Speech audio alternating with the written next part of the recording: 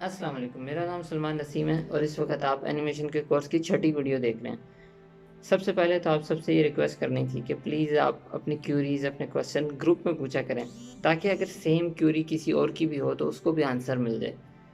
दूसरी चीज़ ये है कि एक दोस्त ने मेरे से क्वेश्चन पूछा था कि हम इस सॉफ्टवेयर के ऊपर क्या क्या काम कर सकते हैं। तो आंसर यही है कि आप जितना ही चीज़ें इमेजिन कर सकते हो वो सब इस पे बन सकता है। सिर्फ आपको इस पे स्किल्स हासिल करने की ज़रूरत है। अगर आप इसको एज एनिमेटेड फिल्म के हिसाब से देखते हैं तो फ्रॉम स्केच यानी स्टोरी बोर्ड से लेके आप रेंडरिंग तक सारे काम सिर्फ इस सॉफ्टवेयर के ऊपर, इस फ्री सॉफ्टवेयर के ऊपर यानी ब्लेंडर के ऊपर कर सकते हो। चलें, आज का जो हमारा काम होगा वो भी इसी से रिलेटेड होगा। जो आजकल एक चैलेंज चल रहा है, वो जो बोटल कैप चैलेंज है वो चल रहा है, आज हम उसको बनाने की कोशिश करेंगे। तो काम की तरफ चलते हैं।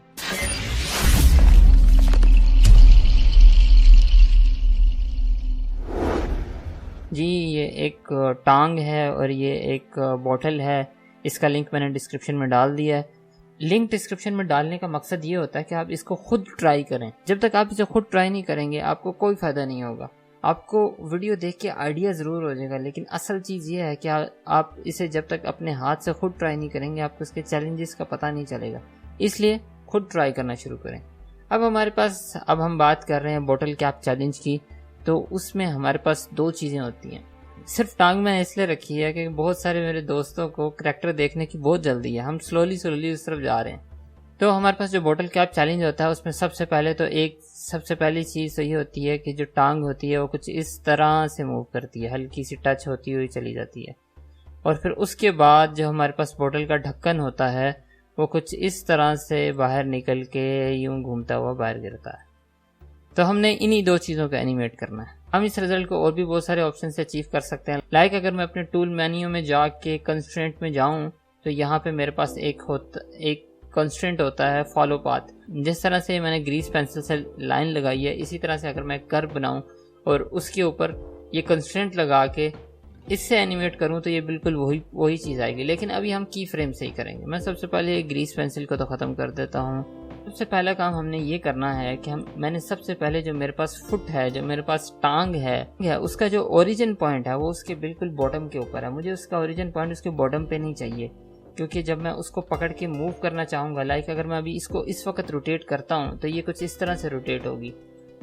ओरिजिन पॉइंट, ये जो आप एक छोटा सा दायरा देख रहे हैं, ये इसको कहते हैं, इसको पिवट पॉइंट भी बहुत सारे लोग कहते हैं, इसको ओरिजिन पॉइंट कहा जाता है ब्लेंडर के अंदर।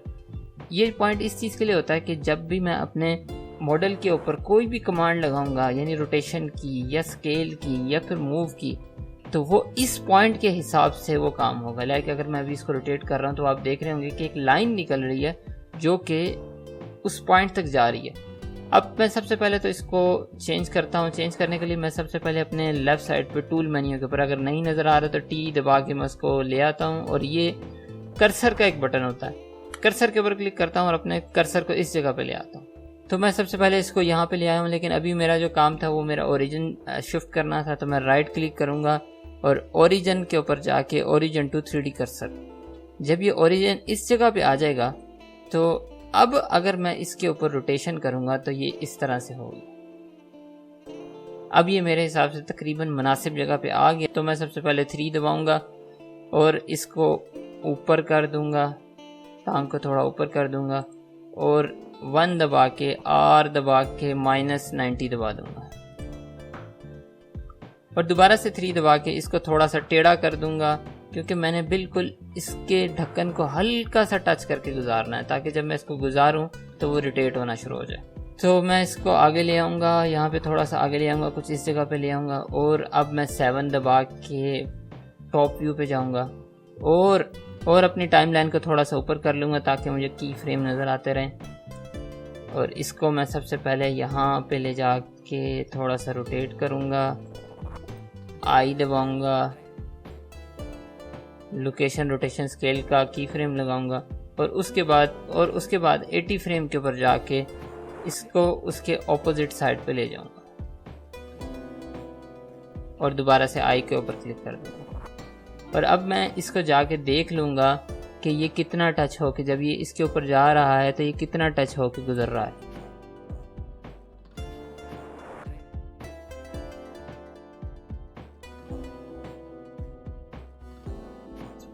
इस जगह के ऊपर मुझे थोड़ा सा इसके ऊपर चेंजेस करनी पड़ेंगी। मैं इस जगह के ऊपर जी दबा के थोड़ा सा आगे मूव कर लेता हूँ, वाई दबा के थोड़ा सा आगे ले जाता हूँ और आई दबा देता हूँ दोबारा से, तो की फ्रेम लग जाएगा।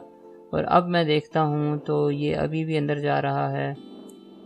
जी मैं अपने फुट को थोड़ा सा और आगे मूव कर लेता हूँ और जी दबा के वाई दबाता हूँ और आई दबा देता हूँ और लोकेशन रोटेशन स्केल का की फ्रेम लगा देता हूँ। जी अभी मैं एक दफ़ा इसको अपनी टाइमलाइन को आगे रोटेट करके फिर से देख लेता हूँ। अब बिल्कुल वो अंगूठे से हल्का सा टच करके जा रहा है, हल्का सा, जितना मुझे चाहिए था, ये जितना मुझे चाहिए था बिल्कुल उतना ही टच करके जा रहा है। और ये उसके लिए, इस चीज़ के लिए इतना काफ़ी है कि इससे रोटेशन स्टार्ट हो जाए। मैं सबसे पहले ये सिलेक्ट बॉक्स के ऊपर क्लिक करके ये कैप को क्लिक करता हूँ और उसके बाद मैं उस फ्रेम के ऊपर जाता हूँ जहाँ पे ये मेरा जो फुट था ये बिल्कुल ढक्कन के ऊपर आ रहा था। तो मैं सबसे पहले इधर आई लगा के की फ्रेम लगा देता हूँ। फिर उसके बाद मैं अपने एनिमेशन वाले विंडो में चला जाता हूँ। एनिमेशन वाले विंडो में जाके अब मैं अपने कैमरे की सबसे पहले एडजस्टमेंट कर लेता हूँ। मैं 0 दबा के देखता हूँ कि कैमरा व्यू के ऊपर क्या नज़र आ रहा है। मैं कैमरे को सिलेक्ट करूँगा, यहाँ से अपने एन मेन्यू के ऊपर जाऊँगा, अपने नेविगेशन मेन्यू के ऊपर जाऊँगा, व्यू के ऊपर क्लिक करूँगा और lock camera to the view करके मैं अपने कैमरे को, जब मैं इसके ऊपर चेक करूँगा तो मैं अपने कैमरे को मूव कर सकता हूँ। मैं दोबारा एन दबा के इसको हाइड कर देता हूँ और अपने कैमरे को ऐसी जगह पे ले आता हूँ जहाँ पे मुझे चाहिए है।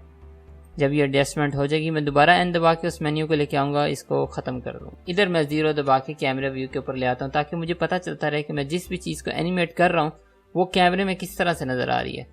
तो मैं इसको सिलेक्ट करता हूँ और मैंने एक की फ्रेम लगाया। अब मैं 1 दबा के इस व्यू के ऊपर चला जाता हूँ और मैं तकरीबन 100 फ्रेम के ऊपर जाऊँगा, जी दबाऊँगा, एक्स लोकेशन के ऊपर लॉक करूँगा और कैप को कुछ इस जगह पे लेके आऊँगा और दोबारा से आई का बटन क्लिक कर दूँगा। अब मेरे पास 2 की फ्रेम हो गए, लेकिन अगर अब मैं अभी इसको मूव करके देखता हूँ तो ये तो कुछ इस तरह से मूव हो रहा है। मैं ये तो नहीं चाहता, मैं तो ये चाहता हूँ कि ये पहले थोड़ा सा ऊपर मूव हो फिर उसके बाद नीचे आए। तो मैं क्या करूँगा, मैं तकरीबन दरमियान वाले यानी 70 फ्रेम के ऊपर जाऊँगा और इसको जी दबा के अब मैं जी लोकेशन के ऊपर लॉक करके इसको थोड़ा सा ऊपर ले जाऊँगा और दोबारा से आई दबा के लोकेशन रोटेशन स्केल का की फ्रेम लगा दूंगा। अब अगर ये देखें ये कुछ इस तरह से मूव हो रहा है, जैसे ही वो जाता है तो वो इस तरह से बाहर निकलता है और ये नीचे चला जाता है। लेकिन अभी भी इसकी जो मूवमेंट है वो नेचुरल नहीं है। इसको नेचुरल करने के लिए मैं सबसे पहले इस विंडो को चेंज करके ग्राफ एडिटर को खोल लेता हूँ। अब ग्राफ एडिटर के अंदर क्या है, इसमें बहुत सारे ऐसे की फ्रेम लगे हुए हैं जिसकी मुझे ज़रूरत नहीं है। तो मैं सबसे पहले राइट क्लिक करके मैं अपने टूल मेन्यू में सबसे पहले रोटेशन के ऊपर राइट क्लिक करके क्लियर की फ्रेम के ऊपर क्लिक कर देता हूँ। ये सारे की फ्रेम चले जाएंगे और उसके बाद स्केल मेन्यू और स्केल के ऊपर भी क्लियर की फ्रेम कर देता हूँ। वैसे अगर हम की फ्रेम लगाते हुए सिर्फ लोकेशन का ही की फ्रेम लगाते तो वो ज़्यादा अच्छा था। अभी हम थोड़ी देर में रोटेशन का की फ्रेम भी लगाएंगे। अभी मैंने बोतल के कैप को सिलेक्ट किया हुआ, मैं यहाँ पे इसको ऊपर लेके जाऊँगा और जी वाले को सिलेक्ट करूँगा और जी वाले को सिलेक्ट करके मैं थोड़ा सा अगर ऊपर जाके देखूँगा तो ये मेरे पास ये उसकी एक रोटेशन को, उसकी जो उसकी पूरी जर्नी को शो कर रहा है कि जब इस तरह से कैप ऊपर जाता है और इस तरह से नीचे आ रहा है बाद में। तो मैं सबसे पहले तो इस वाले की फ्रेम को सिलेक्ट करूँगा और जी दबा के वाई दबा के इसे बिल्कुल नीचे ले जाऊँगा, उस जगह पे ले जाऊँगा जब ये कैमरे से बाहर चला जाए। तो अब देखें थोड़ा सा फ़र्क पड़ा, ये देखें ये इस तरह से आता है और इस तरह से निकल के यूँ नीचे चला जाता है।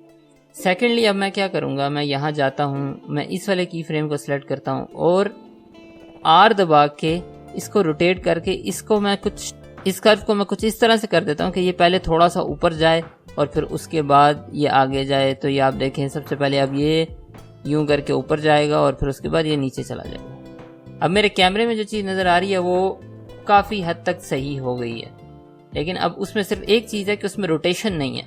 तो रोटेशन के लिए मैं सबसे पहले इसी जगह पे अपने कर्सर को रखूँगा, आई दबाऊँगा। अब की बार मैं खाली रोटेशन का की फ्रेम लगाऊँगा और फिर उसके बाद मैं एंड पे जाके 100 फ्रेम के ऊपर जाके और मुझे सिर्फ और सिर्फ जी लोकेशन के ऊपर रोटेशन चेंज करनी है। तो मैं जी को चेंज करके और आई का बटन क्लिक कर दूंगा और दोबारा से रोटेशन का की फ्रेम लगा दूंगा। तो अब अगर आप देखेंगे तो ये अब उसी तरह रोटेट भी हो रहा है और इसी तरह से ये आगे भी जा रहा है। अब सिर्फ मेरे पास एक ही चीज़ बची है जिसको मैंने करेक्ट करना है, वो ये है कि ये है कि जो टांग है ये जब मार के चला जाता है तो इसको यूँ नीचे की तरफ चला जाना चाहिए। तो अब मैं इसको सिलेक्ट करूँगा यहाँ से। अब मैं यहाँ से जाके वापस ड्रॉप शीट को ले आता हूँ। तो मैं इसके ऊपर जो पहले की फ्रेम लगा हुआ वो 80 के ऊपर लगा हुआ है, तो मैं यहाँ पे जाके 120 के ऊपर की फ्रेम लगाता हूँ और इसको R दबा के इस जगह पे ले आता हूँ। 7 दबा के देखता हूँ तो ये तो उल्टा हो चुका हुआ है, तो मैं R दबा के 180 दबाऊंगा तो ये उस जगह पे आ जाएगा जहाँ पे होना चाहिए इसे।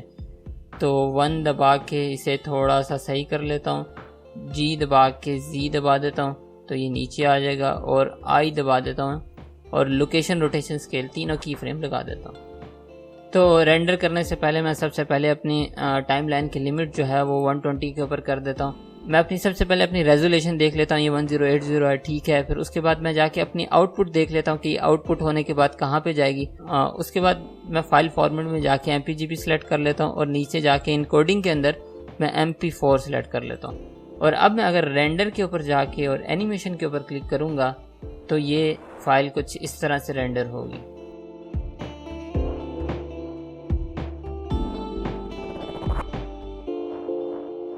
ये बिल्कुल बेसिक से एनिमेशन थे, इसमें बहुत सारी इम्प्रूवमेंट की अभी ज़रूरत है। तो मैंने फ़ाइल आपको दे दी है, आपने अपने हिसाब से इसमें इम्प्रूवमेंट लेके आनी है।